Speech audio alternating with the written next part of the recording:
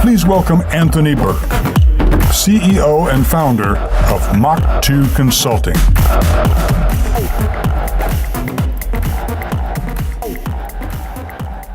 Well, Command, Alcon customers and partners, good morning. Good morning. Can we bring up the house just a little bit so I can see everyone's faces out there? How's everybody doing after a great night in Austin, Texas? Good. What a great city. I'm so honored to be here speaking to you. With your blessing, I thought I'd start off by telling a little story this morning. And could I just get a show of hands? Anyone remember where you were the morning of September 11th, 2001? It's instant, isn't it? I certainly remember where I was. I was driving a rental car to the Burlington, Vermont International Airport. At that time, I was CEO and president of a global training company. And on September 10th, I'd spent the day up on beautiful Lake Placid, New York, working with a group of investment bankers. I had dinner with them, spent the night on Lake Placid. The morning of the 11th, I was driving to the Burlington Airport because I was on my way to catch a 9:30 a.m. United Airlines flight from Burlington out to Denver, where I was going to be meeting with another client. At that time, I was also an F-16 pilot with the 144th Fighter Wing of the California Air National Guard, based in beautiful Fresno, California. Anybody here ever heard of Fresno? Okay, I see hands and I hear a lot of chuckles. One day you will buy my book, Fresno Doesn't Suck. Why a million people are in the know. I did 12 years hard time there, 12 of the best years of my life, actually. And could I just get a show of hands and maybe just a little more house light so I can see everyone? Any current military reservists or former military in the room today? A whole bunch of hands going up. Thank you.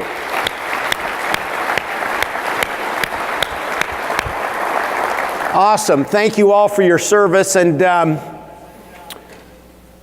so there I was, the morning of September 11, 2001, CEO of my own business, F-16 pilot with the reserves in California, and back then, even though I didn't have a lot of spare time, in my spare time, I was a United Airlines pilot.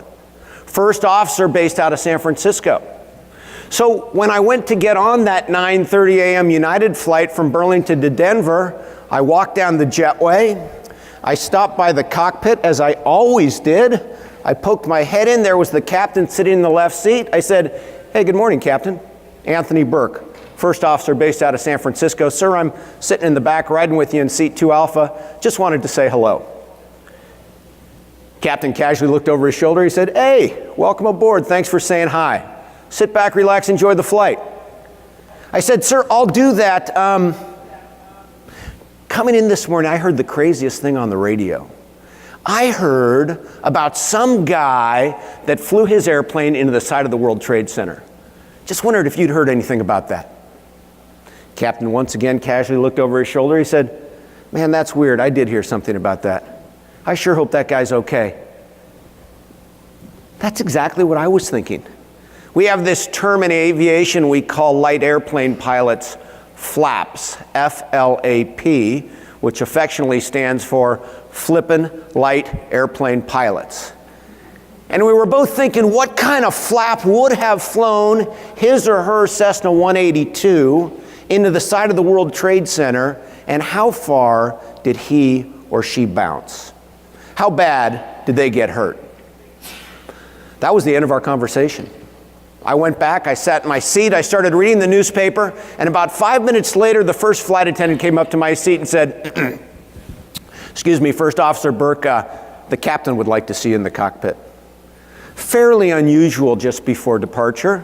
I put down my newspaper, I went back up into that cockpit. I think you all know this is a very tight space. Now it's me, the captain, the first officer, and the first flight attendant all smushed in that cockpit. The captain closes the door and hands me a piece of paper that has just come off his onboard printer. I look at it, it's from our company headquarters. It says, "We've experienced a major catastrophe. We've activated the Emergency Operations Center. Stand by for further words. All of us looked at each other in complete awe. No one having any possible idea of what could have possibly occurred for our company headquarters to send out a message like this. 5 minutes later, our flight was canceled. I walked off of that airplane, I walked out in the terminal, and I saw on the television monitors what every single one of you saw. And my first reaction was probably the same as many people in this room. I said to myself, my gosh, what can I do to help? I immediately picked up my cell phone, called my squadron commander back in California. I said, hey sir, AB, stuck out here in Burlington, Vermont. Just saw what happened on TV, wondering how I could help. He did not have a lot of time for me. He said, AB, you're in Burlington, Vermont. You're 3,000 miles away. There's no way you're getting home anytime soon. Don't really see how you can help us. But wait a minute. There's an F-16 squadron right on the other side of that field in Burlington. Why don't you call them up and see if you can help them out? I immediately hung up with him. I called the squadron commander of the 134th Fighter Squadron. Now this is the Vermont Air National Guard, co-located on the field in Burlington.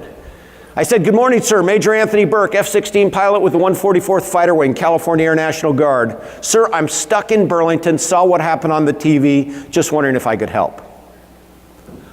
Long silence on the other end of the line. Let me get this straight. You're an F-16 pilot? Yes, sir. Do you fly the Block 25? Now, this is the exact variant of F-16s we flew out in California, and there are many. Yes, sir. Dude, what size boots do you wear?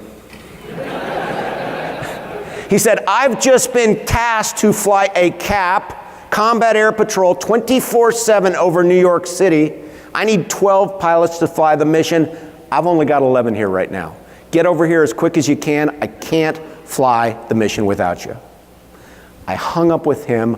I immediately sprinted out to the curb, jumped in a taxi. We sped around the base. 10 minutes later, I came onto my brand new base and I was immediately greeted by life support officers who gave me new flight suit, new boots, new harness, new helmet, everything I needed to fly an F-16. I was then escorted into the squadron where I met the other 11 pilots. We had an intelligence briefing to try to bring us up to speed on truly what very little anyone knew about the situation at the time. I then sat down with my brand new wingman. We conducted a briefing of our own, and then just a few hours later, I found myself taking off in a jet that I'd never flown, flying with a wingman who I'd never met, into airspace that I'd never flown in, and yet I felt like I was flying the mission for the 100th time. And folks, I gotta tell you, that is the power of the training and the standardization that we've developed, not just in the Air Force, but in the Army, in the Navy, in the Marine Corps, in the Coast Guard, that you can plug and play people anywhere in the world under the most stressful circumstances and get them up to speed and executing at a high level with very little time. It's truly awesome. I actually ended up spending the next week flying over the skies of New York with the Vermont Air National Guard before I was able to get back to California, and then I spent the next 9 months with my squadron. We flew Homeland Defense CAPs 24/7 over the skies of San Francisco, over the skies of LA, over Hoover Dam, over nuclear power plants. And I've been thinking a little bit about this story as I was preparing for this morning, and I was thinking to myself, what really resonates about this story with a group like you? And certainly the one word that came to my mind is the word change. Anybody in the audience going through a little bit of change in your business right now? Just a little bit? Sounds like business is better than ever. Probably having a hard time finding and retaining superstar people. Technology, hopefully, is going to change your world for significantly the better, but there's always struggles with going through technological changes. Change is everywhere for you. And I want you to think about change for a minute as it was for me as an F-16 pilot the morning of 9/11/2001. As an F-16 pilot back then, I had spent the previous 15 years of my career training and preparing to do essentially one thing. And that was to deploy my jet thousands of miles away to some foreign land where I was going to be defending my country's interest against foreign adversaries. And then suddenly the morning of 9/11 hits and my world changed like that. And it truly felt like every single day I came in the squadron, whether it was the week I spent flying over New York City, or as I said, the 9 months when I got back to California flying Homeland Defense, every day I came in the squadron, it felt like there was some new intelligence briefing about some new threat. And most of these threats we had never even thought about. In some cases, we'd never even heard about them, like anthrax coming into our home cities, or dirty nukes coming into our harbors. And there was constantly changing what we call ROE, or rules of engagement. And I have to tell you, I wasn't so crazy about all of these new ROE, because most of them had to do with how I was supposed to shoot down a large commercial airliner over my own country filled with US citizens. So this was not very palatable stuff to me. But I figured out pretty quickly that I needed to get on board with these new ROE if I was going to be aligned and flying in formation with the rest of my squadron, certainly with the rest of the Air Force, and now, in fact, with all these global entities that were rapidly trying to come together to fight this brand new Homeland Defense war on terrorism. So that's what I'd like to talk to you about this morning. I don't want to share with you 10 or 20 new ideas. I want to share with you 2 very simple, very actionable tools that I used as a fighter pilot, that I used as a leader, that I used as a wingman, and that I've used over the last 20 years in business to bring sanity to what many days to me feels like an insane world. And so I want to introduce to you what I call is a feedback loop of regular briefing and debriefing. Now, when I talk about briefing and debriefing, I don't think I'm speaking French to anyone in this audience, but I want to put this in my own words so it makes sense. For fighter pilots, briefing says, you may be the best and the brightest fighter pilot in the world. You could have the greatest ideas or plans or tactics in your head. But if you haven't found a way to communicate your great plans, your great ideas to the people who are going to be flying with you, or of course in your world, the people who are either working for you or with you, then all your ideas will be for naught. Because you'll be flying solo, and so will your wingman. And that's why when fighter pilots get ready to fly any kind of mission, whether it's a 1-hour training mission or a 6-hour combat mission, even though we've been preparing for our missions for hours, or in many cases, we've been preparing for days or even weeks for our missions, just before we get ready to take off, or maybe in your verbiage, just before you get ready to execute your day, your week, your project, fighter pilots always sit down and hold a briefing to ensure that when we walk out the door, jump in our cockpits, put on our helmets and start engines, that we are going to be aligned, that we're going to be flying in formation, that we're going to execute at the highest possible level, and just like you, that it's going to be safe. So I'm going to share with you a couple ideas around this concept of briefing and see if we can bring that more into your world. And then I want to talk about this idea of debrief. And debrief says, I don't really care how good we think we are. I don't care how well we planned. I don't care how good our technology is, and I really don't care how well yesterday's mission went. The fact is, at the end of the day, at the end of the mission, no fighter pilot has ever flown the perfect mission.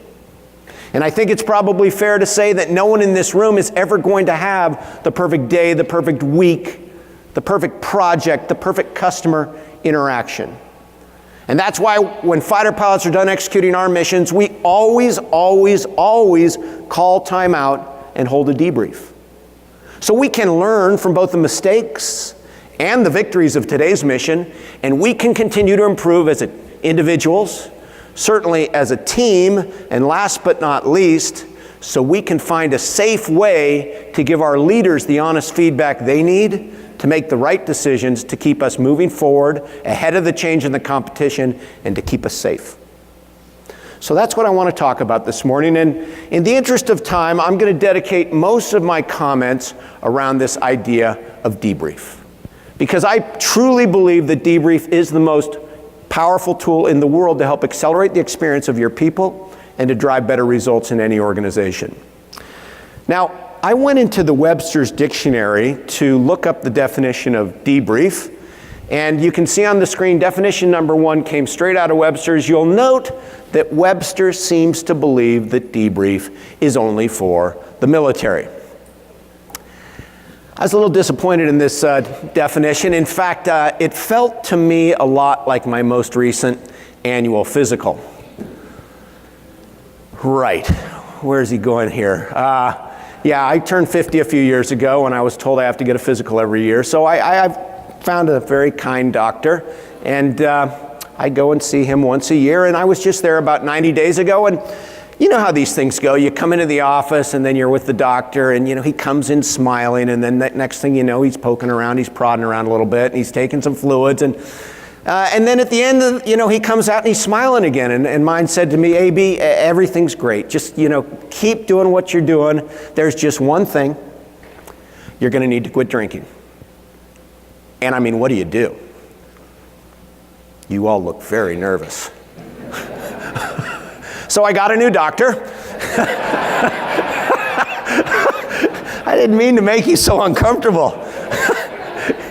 And in this case, I got a new dictionary. So you can see definition number 2 on the screen came right out of the American Online Dictionary. And you'll note the American Online Dictionary seems to believe that debrief is only for like secret agents. Like, I don't know, James Bond or Austin Powers. And man, I was so frustrated because I was thinking, nobody is talking about debrief in a business context. And then I realized, well, what an opportunity, because no one's talking about this. So I'm going to talk about it a little bit, and I'm going to give you my own definitions. And I want to start out by saying, at least in a fighter squadron, we don't consider debrief just for the military or just for secret agents. Debrief can apply to any business anywhere in the world. Debrief is not a disciplinary session. And I think this is where business people and fighter pilots really start to deviate a little bit. For some reason in business, there seems to be this idea that debrief or feedback is a negative. In a fighter squadron, nothing could be further from the truth. In fact, if I'm a brand new second lieutenant in a fighter squadron, and Steve is my squadron commander, and I get to go fly with him today, I'm not thinking like, this is going to be bad. I'm thinking, this is going to be great, because I'm going to do the best I can do. And when we get on the ground, Steve is going to look at my film and he's going to debrief me. And when you debrief me, I want you to bring it on, because I want you to make me better faster. Because, sir, one day, I plan to be as good as you. In fact, sir, one day I plan to be better than you. And I want to be part of the best squadron in the Air Force, and I want to be part of the best Air Force in the world. So bring it on. Help make me better faster.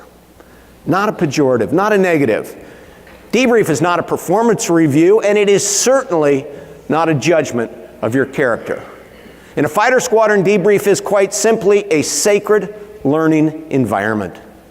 It's really designed to accelerate the experience of the individuals and the team, and as I said before, it is a powerful way to create a safe environment as a leader so you can get the honest feedback you need from your people to make the right decisions real time to keep your team moving forward, ahead of the threats, ahead of the competition, and of course, to keep everyone safe. So in my world, debrief is quite simply a way to get just a little bit better every single day. Now, in a fighter squadron, debrief always occurs at the same time following our mission. We call this standards. And I'm actually looking for a volunteer. Before you put your hand up, I should set this up. And Steve, I don't know if you're going to like this idea, but I'd like to take one of you to Fresno, California with me this afternoon. We'll jump on a kind of a 4 o'clock flight. I'll put you up in the visiting officer's quarters, and tomorrow morning I've got a 9:30 a.m. takeoff. I want to put you in the cockpit of an F-16. Anyone interested in doing that? Okay, I've got somebody right in the middle there. Was the first hand that went up. I think I'll just stay up there because I can see you fine from here. Sir, tell me your name. Chad. Chad? And Chad, what's your business? I am a system administrator for Debrief Concrete in Oklahoma City. Okay, system administrator, Debrief Concrete, Oklahoma City. I went through pilot training in beautiful Enid, Oklahoma. Advanced Air Force Base. I used to say the only way you could find Enid was you had to buy a map of Enid. Actually, I loved it there. It was great. Great place to learn about how to fly in the weather. Okay, your first name is Kevin? Chad. Chad, okay. Chad, the 386 chip is getting a little rusty here. Chad, private pilot? Former military?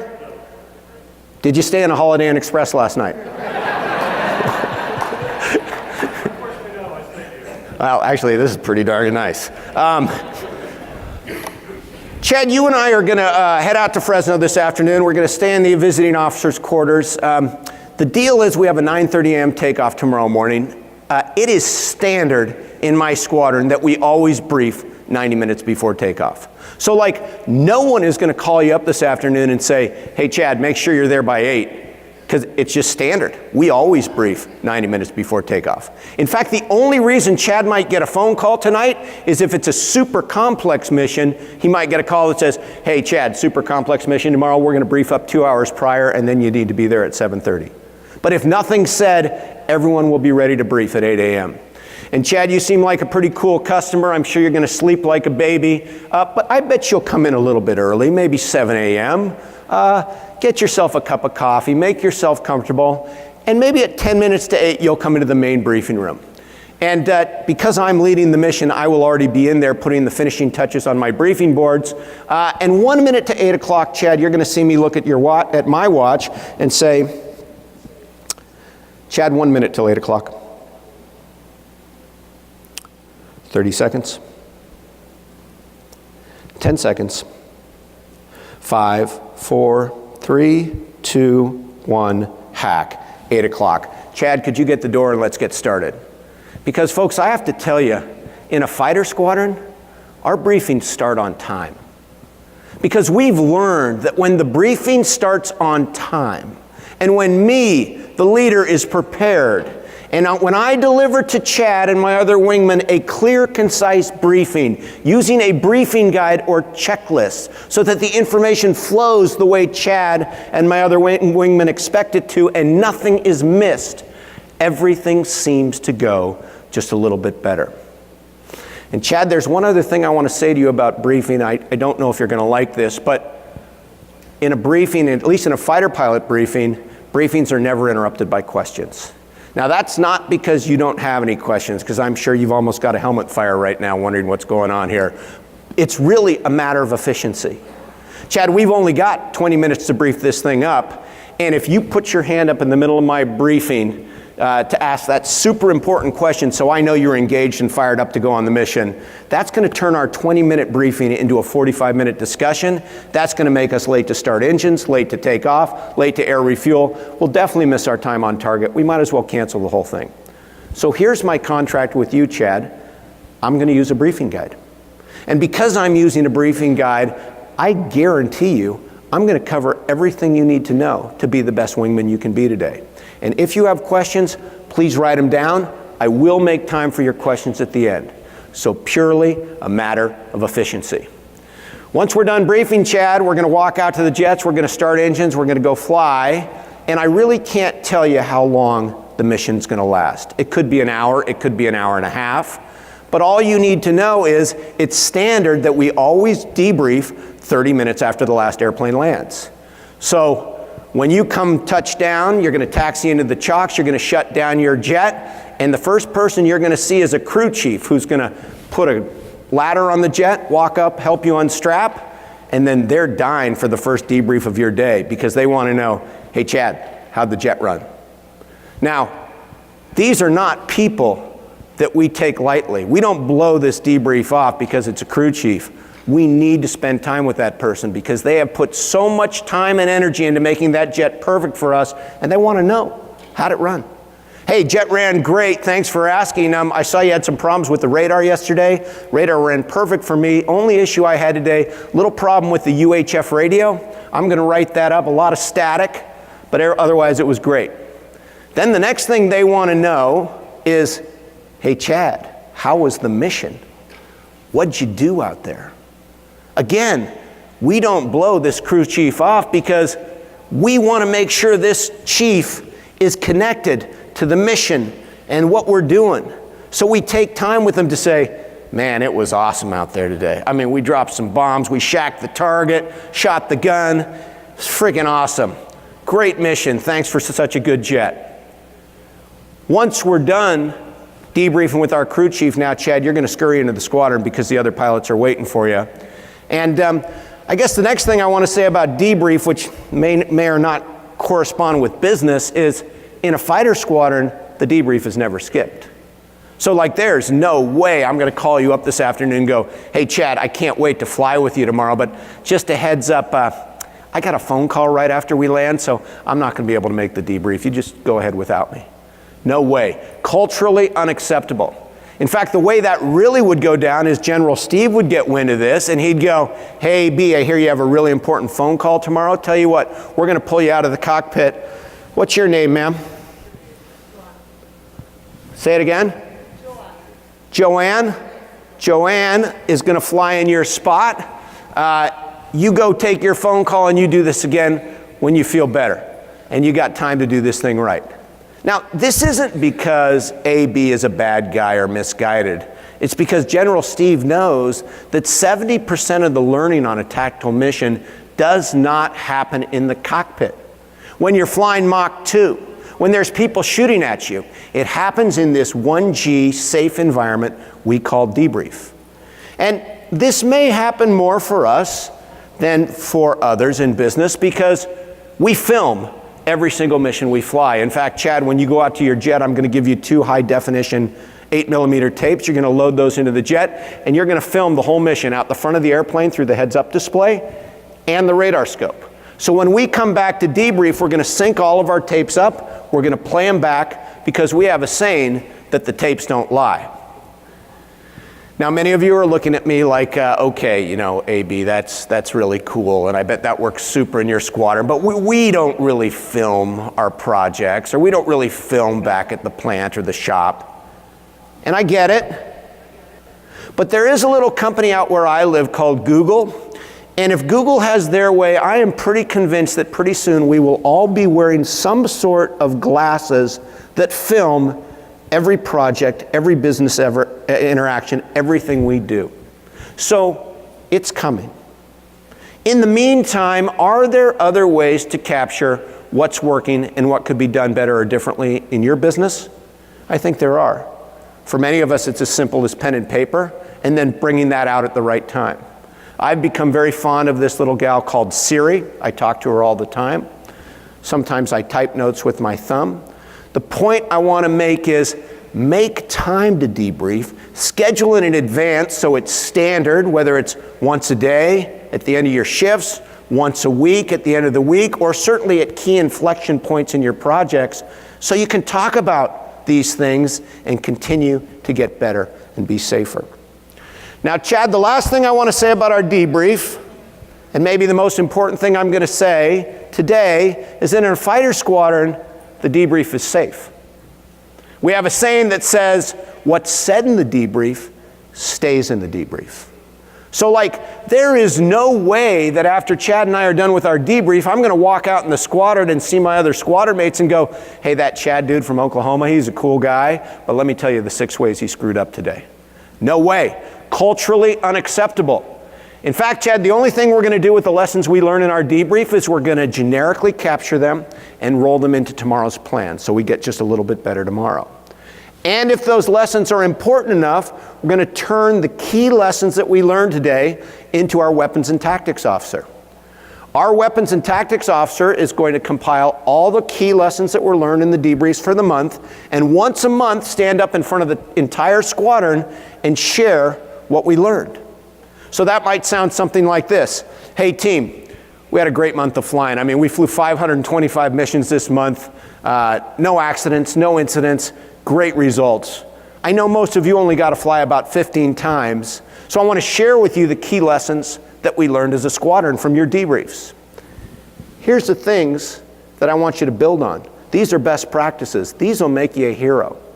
And then here's the things that I want you to avoid, because they'll either make you a goat or they'll get you killed. Now, Chad, our little debrief has found a way to accelerate the experience of not only the entire squadron, but in some cases, more broadly, the entire Air Force. So it's pretty awesome. One little debrief.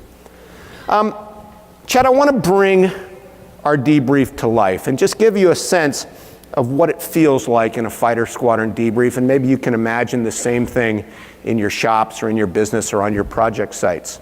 I'm Major Anthony Bourke. I'm leading the mission. As the tactical leader of the mission, that means I was in charge of the planning of the mission. I led the briefing, I'll lead the flying, and I'll lead the debrief. You, Chad, I'm promoting you. You're a lieutenant colonel. You outrank me, but you're number 2 today. General Steve, you're number 3. You're a 2-star general. You outrank both of us. In fact, you control my pay, you control our promotions and demotions, and yet when you walk into my briefing, you're not going to come in all pumped up and saying, all right, I got this now. You're going to say, okay, AB, brief me up. Tell me what you want me to do. And unless I brief you on something that's either going to run you out of gas or get you killed, now is not the time to undermine my plan. Now is time to be the best wingman you can be, help my plan be successful, knowing full well that when we land and get in the debrief, I'll be very eager for your feedback and your wisdom to help make me even better next time. And then where's my friend Joanne? Joanne, you're number 4. You are a brand new second lieutenant. You're the newest pilot in our squadron. Now I'm bringing this up because when the door to our debriefing room closes, something magical happens. Name tags come off the chest, and you can see on the screen they're Velcroed on our flight suits. We literally rip them off, we throw them down on the table. Rank comes off our shoulders, and we hold a debrief where there is no hierarchy, and the sole purpose is to learn and to get better. That means I may look at my team and say, hey team, fantastic mission today. I mean, we were bombs on target, we were on time, we were in formation, we looked good, we sounded good on the radio. Nice work. But sir, as I look over at number 3, sir, I'm just looking at your tape. We're flying home from the target. We're 100 miles off target. And sir, you still have your master arm switch in the armed position. Sir, you haven't been flying with us much recently, but are you aware that our squadron standards changed about 3 weeks ago, and we now go master arm safe 50 miles off target?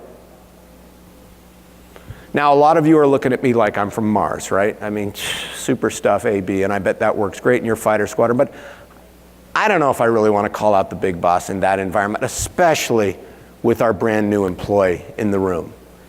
And I get it. But let's talk for a minute about the master arm switch in an F-16. With the master arm switch in the armed position, if General Steve were to hit the red pickle button on top of the stick, what could happen? Fire missiles, exactly, right out the front. Or bombs away. We can carry 500-pound bombs, 1,000-pound bombs. You can even carry 2,000-pound bombs on this airplane. Huge bang, huge boom. Or if General Steve gets a little trigger happy and pulls that red trigger on the stick, bullets can come out the front of the gun. And I'm not talking about a pea shooter here. I'm talking about a 20-millimeter cannon. It can shoot 6,000 rounds a minute or 100 bullets a second. General Steve can take you out at 2 miles with this gun. It is truly awesome. So the last thing I want to do right now is let's just sweep General Steve's deviation from our standards that are written in blood under the rug. Let's allow him to fly in combat next week, once again coming home from the mission, forgetting to go master armed safe, and fly over our home base and pickle off a couple 500-pounders into the officers club. To me, that feels a lot more radical. Or more realistically, Steve, you're not going to like this, but very unlikely that General Steve's going to fly with us in combat next week. I mean, you've been there, you've done that, you've earned your stripes. You'll probably be back in the command post actually smoking the big cigar directing traffic. And that probably sounds okay. But what about my second lieutenant? What about your new hires in your business? Don't you think we owe it to these people to try to accelerate their experience as rapidly as possible? Or are we still from the old school that says, you know, Joanne, when I came on board 10 years ago, I learned everything the hard way, and so will you. You'll be fine. Just smile, work hard, good job, gotta go. I mean, that is no way to run a business with the pace of change, the level of competition, and the level of safety required for you to be effective. So we have to find a way to debrief. And I thought I'd bring this concept of debrief to life with a video. Does anyone recognize this airplane on the screen? Blue Angels, very well said. And what kind of airplane do the Blue Angels fly? F-18. F-18 Hornet, exactly right. Anyone here ever wanted to be a Blue Angel? I got a gentleman right there with a beard. What's your name, sir? Jay. Who do you work for? Command Alcon. You're one of the Command Alcon folks here. Great. Private pilot? Studied, never got the license. Okay. You're still young. And former military? No, sir. Okay. Well, let's just pretend for a second that it's Steve, right? Jay. I'm sorry, Jay. Jay, let's just pretend for a moment that you are a naval aviator. And I'm not talking any naval aviator. He's an F-18 pilot. And Jay is known as one of the best pilots in the fleet. The technical term we use, Jay, is you are Sierra Hotel. Can anyone translate that for me? That means you're shit hot, Jay. Don't ask me where that comes from. I don't even know what it means, but when a fighter pilot looks you in the eye and says, you're Sierra Hotel, it is really the highest compliment we can give you. And I bring it up because you don't really go to the Blue Angels office, and turn in a resume looking for the job. They come looking for you. And the conversation's something like this. Hey, Jay, we think you're a hell of a pilot. Maybe one of the best in the fleet. We'd like you to come fly for the Blue Angels. And you're like, okay, man, put me in. Well, hold on, Jay. First of all, it's a 2-year commitment. And Jay, you should know that in your first year, you don't get to fly in any air shows. Because in your first year, we are just going to train you. And we are going to train you to fly your F-18 in a way that for the last 10 years, we've been telling you not to. So now, Jay, we want you to fly your jet over large crowds of people at very low altitude and very high speed, making a ton of noise. And generally, Jay, you're going to have about 18 inches of wingtip clearance between yourself and your leader. And Jay, there's one other thing we should mention before you sign on the dotted line. Half the time, we'd like you to fly inverted, upside down. So folks, I got to tell you, this is super challenging flying. And they take someone like Jay and they train him for a year. 2 and 3 missions a day, 6 and 7 days a week. So Jay, when you go fly your first air show, it goes perfectly. And then Jay, in year 2, you go out and fly that same air show about 100 times. Now, I don't know how you would say this in your businesses, but in the military, we'd say something like, same air show, different day.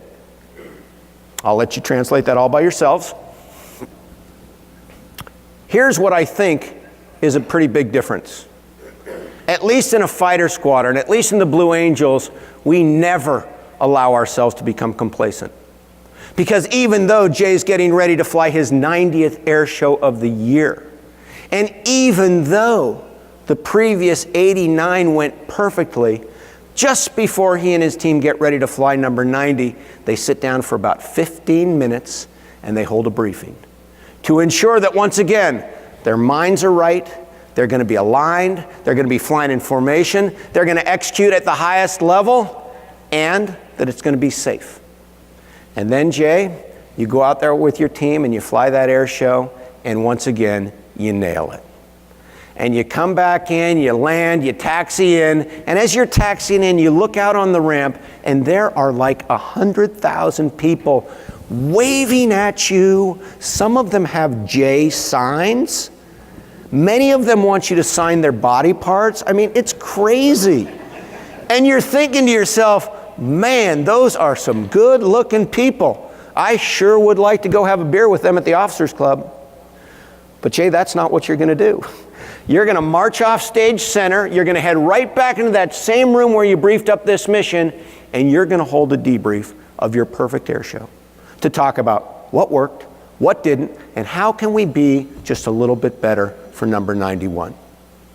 So Jay, with your blessing, I'd like to show this group the tail end of your 90th air show, and as importantly, I want to show you what a Blue Angels debrief looks like after a perfect air show.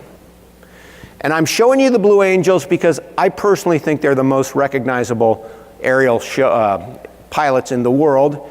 But I also want to say I've never been in a squadron, a fighter squadron, whether it was fighting with the Navy or against the Navy or with the Marines, where we didn't approach the world of briefing and debriefing in exactly the same way. So let's roll this one.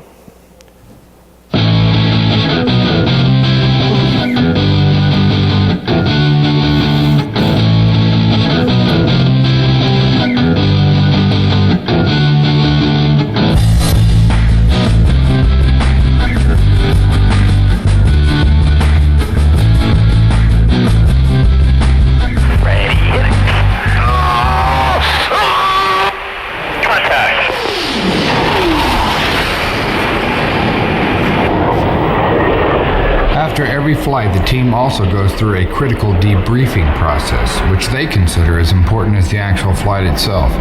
They hash out what worked, what didn't, and no punches are pulled. We are wide open as we can possibly be to criticisms, and we want to become our own worst critics. We debrief everything. I'll tell you how specific it gets. We even debrief the march to our airplanes and the march back. So, and you get picked on for every little thing. And most of us haven't marched in 10 years of being in the Navy, so they get very, very specific. The debriefing process takes probably twice as long as the flight took itself. Rank doesn't come into play, experience levels, those are good, but you have to set those aside when the criticism starts to come, because that's the only way you're going to learn the maneuver, and that's the only way you're going to get to where the maneuver looks good and it's safe. I think I was a little bit late dropping you guys off, so we're a little low going over the crowd. But other than that, smooth air was nice. It was a little bumpy in the spots, but glad we went flying. Glad to be here. Fudge. Sure, boss. I'm glad we went flying too. Turned out nice. And I had a couple safeties on the left echelon flat pass coming over. I didn't acknowledge the go diamond call. Just concentrating on where I was going and how quick my movement was going to be. Then I was 20 feet low in the low brake cross, 280 feet, and I can fix all those things. So glad to be here. All these things are called safeties, or things that were safety problems or violations from our standards. When we make these mistakes and we fess up to them, and we do it every time we fly, it's just an extremely important aspect of what we do.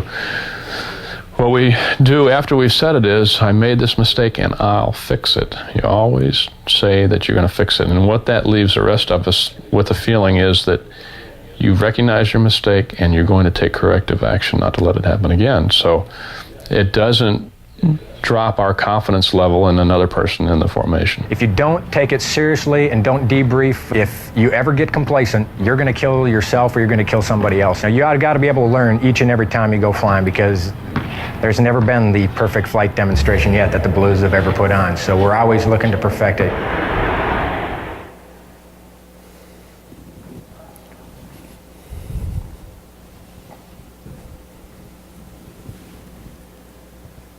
I made this mistake, and I'll fix it. Please, for all of you, when you go back to work Thursday or Friday in your shops or on your job sites, please don't think about this concept of debrief as something that only works for fighter pilots or that could only work in the military.